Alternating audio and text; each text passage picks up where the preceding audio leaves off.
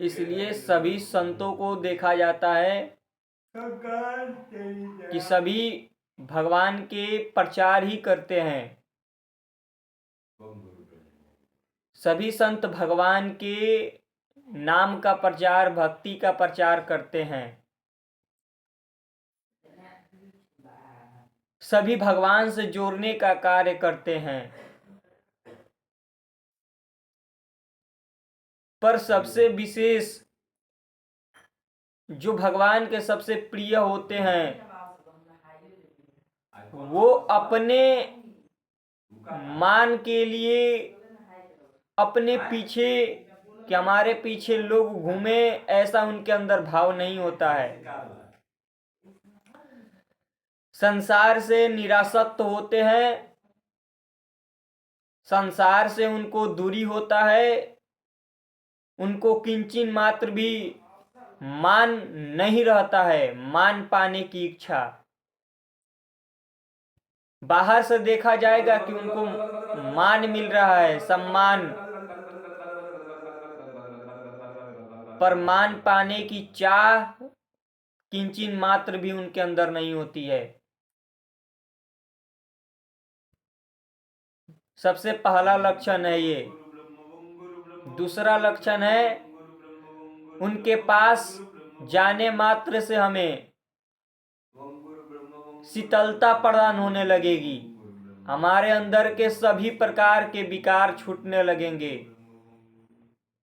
उनके पास जाने मात्र से भगवान के अंदर, भगवान की भक्ति हमारे अंदर प्रवेश करने लगेगी। लगेगा कि ये हमारे सबसे पुराने कई जन्मों के, ये हमारे, उनको देखने मात्र से लगेगा कि ये हमारे कई जन्मों के साथी हैं, कई जन्मों से हम इनको जानते हैं।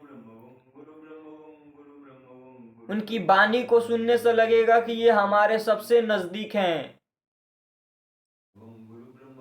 उनको देखने से, सुनने से, उनके पास बैठने से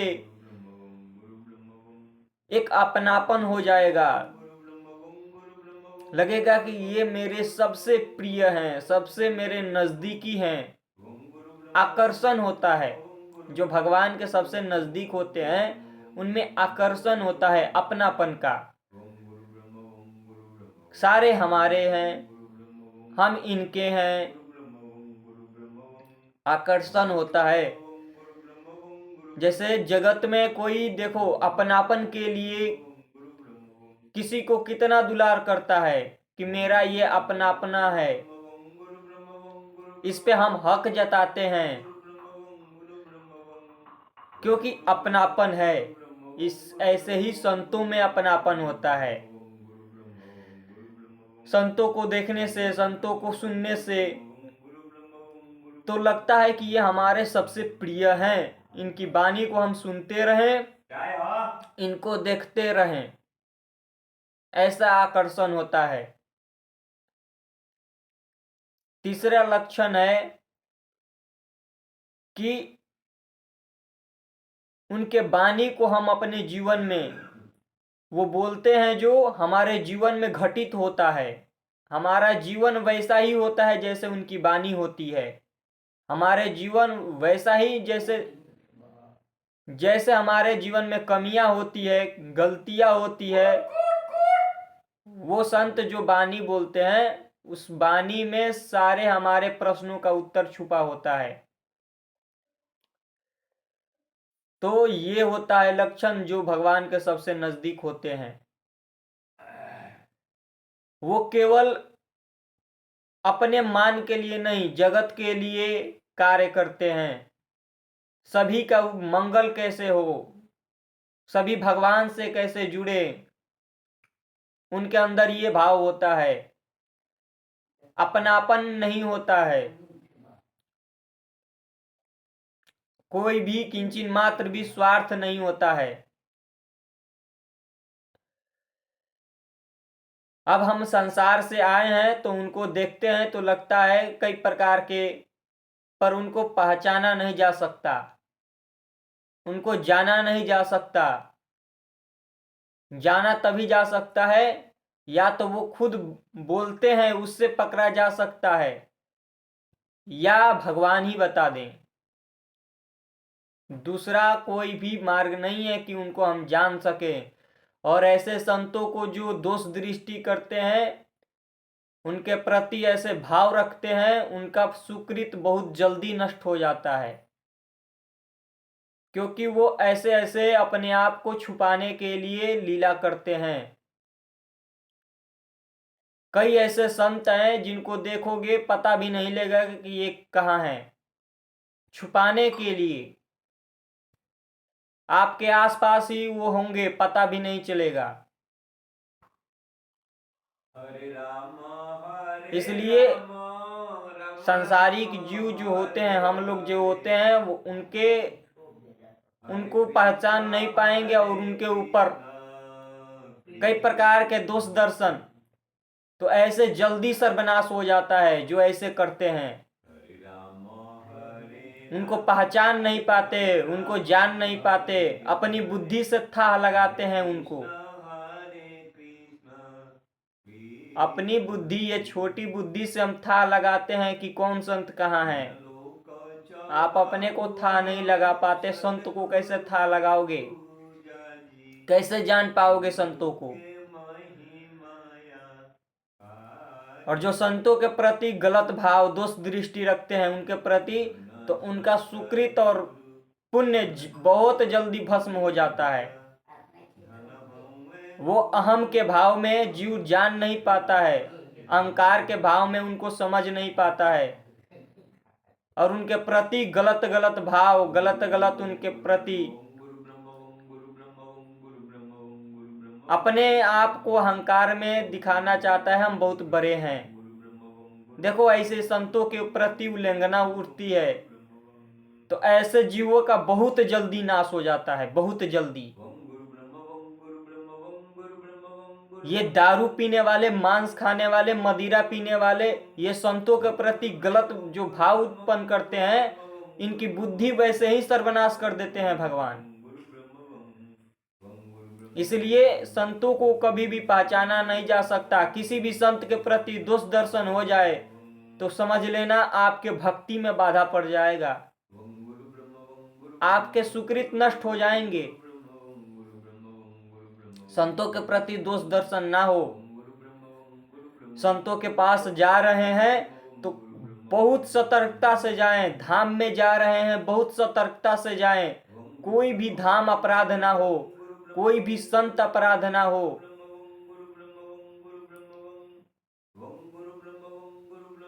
हम अगर धाम में जा रहे हैं तो वहां हमसे किंचिन मात्र कोई अपराध ना बने, कोई भी ऐसा त्रुटि ना हो, ऐसा हम अपने आप को रखें। नहीं तो जो धाम में जाकर पाप आचरण करते हैं और संतों के प्रति दोष दर्शन करते हैं, इनकी भक्ति और इनका बुद्धि जल्दी नाश हो जाता है। इसलिए संतों के पास जाएं तो विनम्र से। सत्संग इसीलिए सुना जाता है ताकि हमें ज्ञान हो, ताकि हमारी विवेक बुद्धि खुले।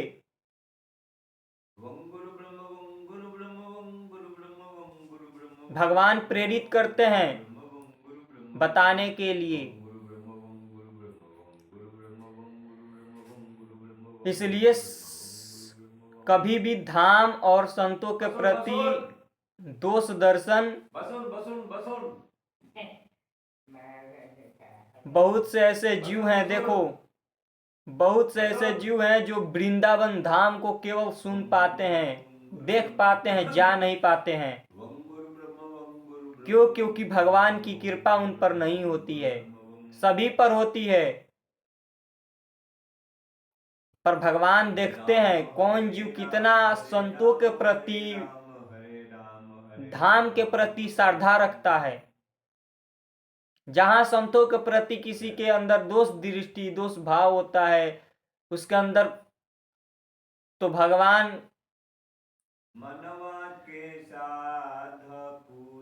सबसे विशेष है। भगवान के धाम में जा रहे हैं तो वो हमारे पुण्य नहीं, भगवान की कृपा घसीट के ले जा रही है भगवान के धाम।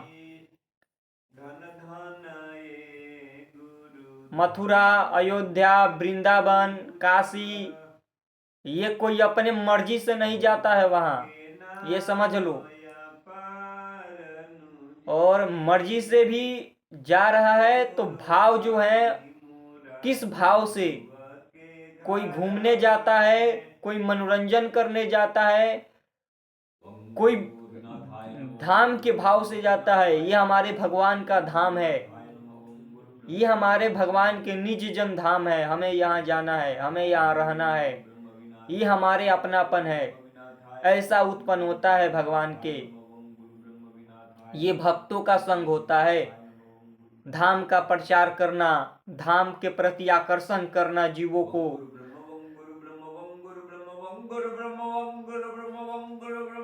तो भगवान के सबसे विशेष कृपा पात्र ये होते हैं। इसलिए कोई भी धाम में जाए, कोई भी वृंदावन जाए, तो कोई भी अपराध ना बने, कोई भी गलत कार्य ना बने। वृंदावन भगवान के निज जन है, भगवान के अपना धाम है।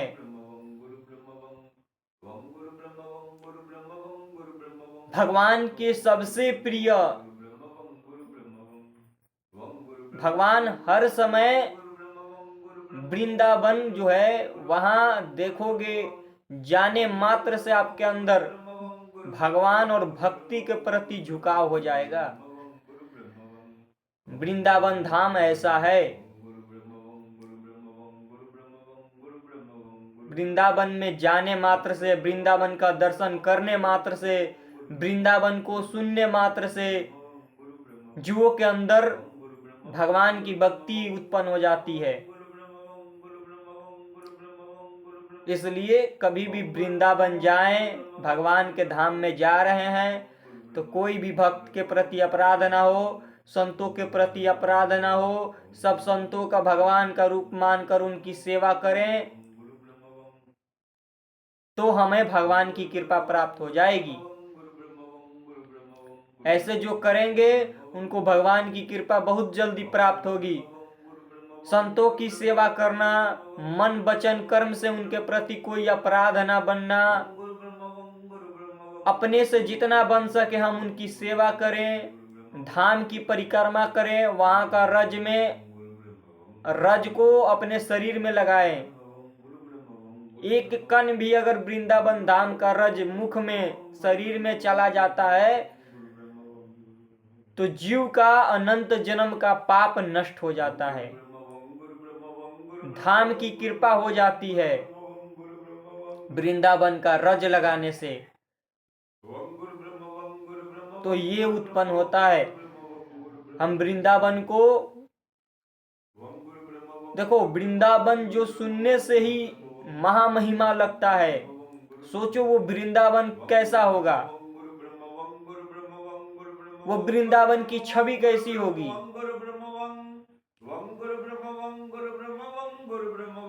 जिसको सुनने मात्र से भक्ति का रुझाव हो जाए, भगवान के प्रति रुझाव हो जाए, उस धाम में जाना, उनका परिक्रमा करना, वहां संतों का दर्शन करना, यमुना जी का दर्शन करना, साक्षात ब्रह्मांड है ये, साक्षात भगवान का धाम है। वहां भगवान ऐसे लीला करते रहते हैं हर समय। इसलिए कभी भी संतों के प्रति दर्शन ना हो, किसी रूप में आपके भगवान आपके साथ आ सकते हैं। भगवान किसी भी रूप में आपके साथ आ सकते हैं, आपको परख सकते हैं, आपको देख सकते हैं आप कितने, वो हर समय साथ रहते हैं, हर समय लीला करते हैं। इसलिए ऐसा भाव ना हो, हम जा रहे हैं तो भगवान के धाम में जाएं, वहां परिक्रमा करें, वहां रज में लौटें, कोई अपराध ना बने, और ज्यादा से ज्यादा सतर्क रहें, कोई भी ऐसा गलत कार्य ना बने। नहीं तो जो धाम में जाकर अपराध करते हैं, ऐसे तो धाम बहुत विशेष है। जो जीव धाम में चले गए वो सोचो कि भगवान की कृपा पात्र हो गए, पर जीव जाकर वह पाप आचरण करता है। ऐसा नहीं करना चाहिए। ज्यादा से ज्यादा धाम का परिक्रमा करना चाहिए, संतों का सेवा करना चाहिए, वहां के वैष्णव जनों का सेवा करना चाहिए, संतों का दर्शन करना चाहिए। ऐसे करना चाहिए तो भगवान की कृपा बहुत जल्दी आपको घसीट लेगी, बहुत जल्दी। इसलिए ज्यादा से ज्यादा भगवान के भक्तों की सेवा, संतों की सेवा। हम बाहरी जीव नहीं समझ पाते हैं उनको। हमें लगता है कि हम बहुत बड़े हैं।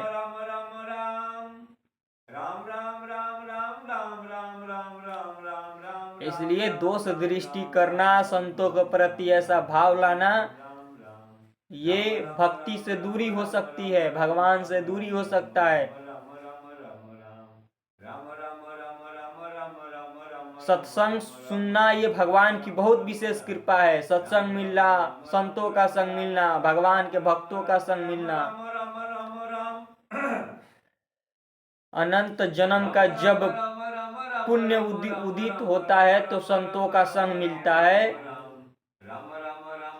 अनंत जन्म का सुकृत जागृत होता है तो संतों की वाणी मिलता है। नहीं तो संतों का संग मिलना, संतों की वाणी मिलना, संतों का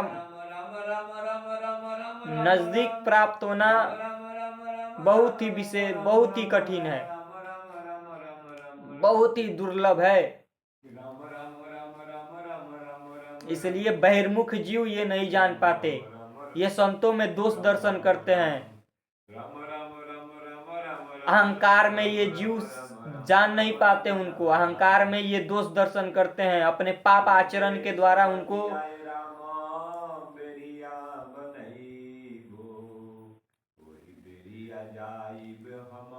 इसलिए कभी भी ऐसे संतों का दोष दर्शन ना हो, कभी भी कोई अपराध ना हो। और ये पाप आचरण जो संतों में दोष दर्शन निकालते हैं, इनका बहुत जल्दी सर्वनाश होता है, बहुत जल्दी सर्वनाश होता है। ये बहिर्मुख जीव अपने पोषण के लिए, अपने स्वार्थ के लिए तो जीता है और संतों में दोष दर्शन देखता है। ये जितने भी हैं ऐसे, अगर संतों को बहिर्मुख देख रहे हो और उनमें दोष दर्शन कर रहे हो तो तुम्हारा बहुत जल्दी सर्वनाश हो जाएगा। ये मदिरा पीने वाले, मांस खाने वाले, गलत आचरण करने वाले, ये अपनी बुद्धि से था लगाते हैं संतों को। ये तो संतों की कृपा है जो वो वाणी बोलते हैं, वो मार्ग बताते हैं, वरना बहुत जल्दी नाश हो जाता है, बहुत जल्दी। इसलिए बहुत विशेष कृपा है जो संतों का संग मिलता है, भक्तों का संग मिलता है, भगवान की कृपा प्राप्त होती है। बहुत ही विशेष कृपा है। धाम मिलता है, धामवास मिलना बहुत कठिन है।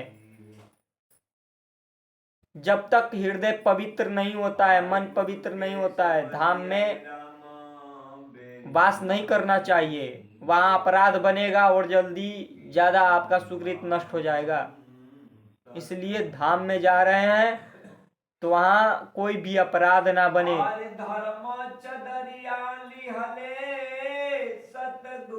जय श्री राधे।